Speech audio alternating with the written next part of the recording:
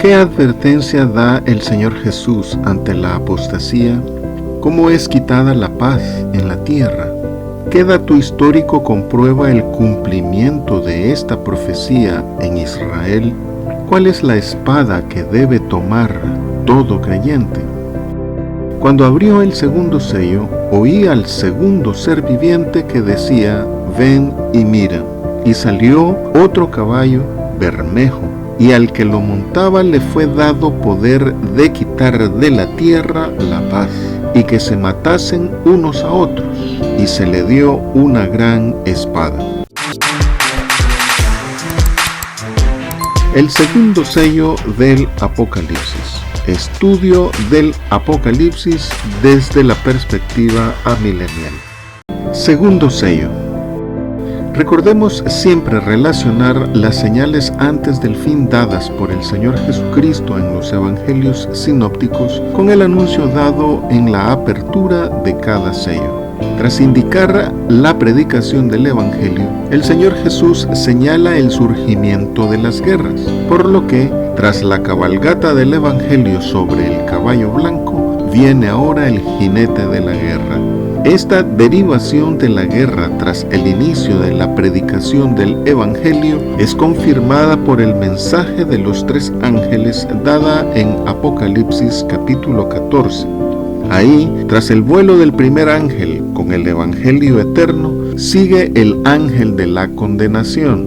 Por consiguiente, a la cabalgata del Evangelio siguen los caballos del juicio. Por tanto, el segundo sello es el anuncio del Señor Jesucristo sobre las guerras y rumores de guerras que conllevan a la persecución contra la predicación del Evangelio. Siendo que el verdadero mensaje cristiano es una predicación contracultural, es decir, que desafía los valores dominantes en el mundo, es lógico que el mundo se vuelque en contra de los creyentes. Ya el Señor Jesucristo había dicho esto: no he venido a traer paz, sino espada, porque he venido para poner en disensión al hombre contra su padre, a la hija contra su madre y a la nuera contra su suegra, y los enemigos del hombre serán los de su casa. Y ante la persecución y la muerte, el Señor también avisó contra la apostasía, diciendo: cualquiera que me niegue delante de los hombres, yo también le negaré delante de mi Padre que está en los cielos. También dijo: el que ama a padre o madre más que a mí, no es digno de mí. El que ama a hijo o hija más que a mí, no es digno de mí. Y el que no toma su cruz y sigue en pos de mí, no es digno de mí.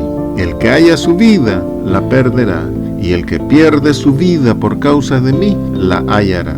Y el apóstol Pablo, ante la persecución del mundo por nuestra fe en Jesucristo, nos exhorta a vencer el miedo y a avivar el fuego del don de Dios en nosotros, porque no nos ha dado Dios espíritu de cobardía, sino de poder, de amor y de dominio propio. Segundo ser viviente. Siguiendo la idea de que el orden en que son mencionados los 4 seres vivientes en Apocalipsis 4:7, león, becerro, hombre, águila, tras el ser viviente semejante a un león aparecería ahora el ser viviente semejante a un becerro. No olvidemos que el septenario de sellos representa el juicio que está dirigido a la iglesia, por lo que la aparición del ser viviente semejante a un becerro es revelador. El orden en que se mencionan los seres vivientes muestra un orden salvífico en el que, tras la conversión al mensaje del Evangelio, se produce en sentido litúrgico la imagen de un becerro en cada creyente. Veamos cómo este querubín semejante a un becerro representa a la iglesia perseguida de todos los tiempos. En el Antiguo Testamento el becerro era usado en los holocaustos. Ahora, en el Nuevo Testamento, pasa a simbolizar a los creyentes que entregan su vida por Cristo Jesús.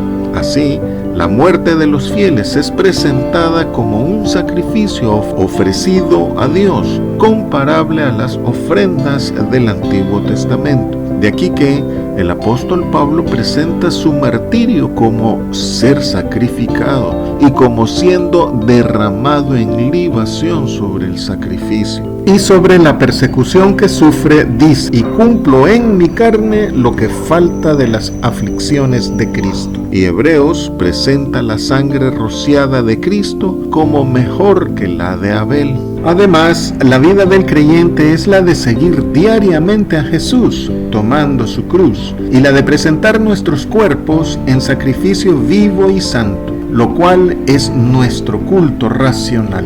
La predicación bíblica de la Iglesia es liberadora, y al generar resistencia contra el mundo y disensión con los que adversan el Evangelio, acarrea duras penalidades en los creyentes. Pero mientras el sufrimiento purifica y salva a los creyentes, el rechazo del Evangelio trae juicio sobre los impíos, mediante las guerras, la destrucción de poderes y los juicios descritos en los septenarios de trompetas y copas. Caballo bermejo. Al momento en que el Señor Jesucristo abre el segundo sello, el segundo ser viviente da la orden al segundo de los 4 jinetes para realizar su trabajo, y aparece cabalgando un caballo rojo, el color de la sangre, producto de la violencia y la guerra, en cumplimiento de Isaías 19:2 y Zacarías 14:13.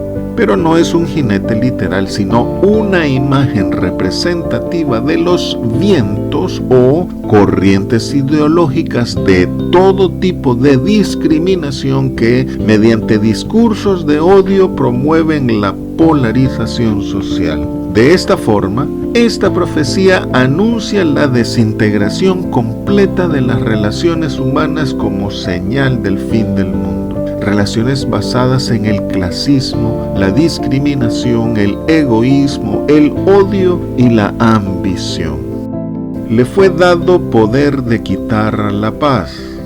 La guerra es un fracaso estructural de la humanidad que empieza con la sistemática destrucción de los derechos humanos y de la justicia social. Así, la guerra no es solamente ausencia de paz, sino que la ausencia de paz es la causa de la guerra. Por tanto, no existe la mal llamada paz a través de la guerra. Ahora bien, dice el apóstol Juan que este poder de quitar la paz le fue dado al jinete del caballo rojo, indicando y realzando el control de Dios sobre los juicios anunciados. ¿Cómo le fue dado este poder? En este mundo tan pecaminoso y lleno de maldad, es la presencia del Espíritu Santo quien, por su gracia, detiene toda la tendencia autodestructiva de la humanidad. Las guerras surgen entonces cuando el Espíritu de Dios es quitado de en medio. Esto no significa que es Dios quien incita a la violencia, no, simplemente significa que el Señor se retira del mundo que le rechaza y su ausencia hace brotar las condiciones para la guerra. Por eso es muy importante mantenernos en la presencia de Dios, habitar al abrigo del Altísimo, estar bajo la sombra del Omnipotente, permanecer en Él, en su palabra y en su amor. Que a este jinete le fuese dado el quitar la paz, significa que su misión es la de destruir a la familia como base de la sociedad y perpetuar la pobreza, la desigualdad, el sufrimiento y el egoísmo. Al destruir todo el tejido social, es decir, al quitar la paz y eliminar el sentido de bienestar, seguridad y armonía, todas las colectividades pasan a un estado multidimensional de violencia. Hagamos que la palabra de Dios corra y sea glorificada. Dale clic en me gusta, suscríbete, haz un comentario y comparte este video para que este contenido llegue a más personas. Para que se matasen unos a otros. En el manuscrito original dice literalmente para que se degüellen unos a otros. No olvidemos que la ejecución de los sellos, trompetas y copas es simultánea, por lo que la persecución contra la iglesia en el segundo sello hace sonar la segunda trompeta, que anuncia la guerra entre los pecadores, dibujada como un monte ardiendo, y derrama la segunda copa que, en el ámbito de los marcados por la bestia, las naciones y los pueblos simbolizados en la figura del mar se convierten en sangre. El profeta Habacuc describe esta escena así: te airaste, oh Jehová, contra los ríos te airaste. Fue tu ira contra el mar cuando montaste en tus caballos y en tus carros de victoria. Originalmente, el Apocalipsis es una profecía referida al Israel según la carne. Es una ampliación detallada de lo que el Señor Jesús anunció en las señales antes del fin en Mateo 24. Así, este segundo sello tuvo su cumplimiento en el movimiento liberacionista de Israel en contra del Imperio Romano entre los años 66 y 70 después de Cristo.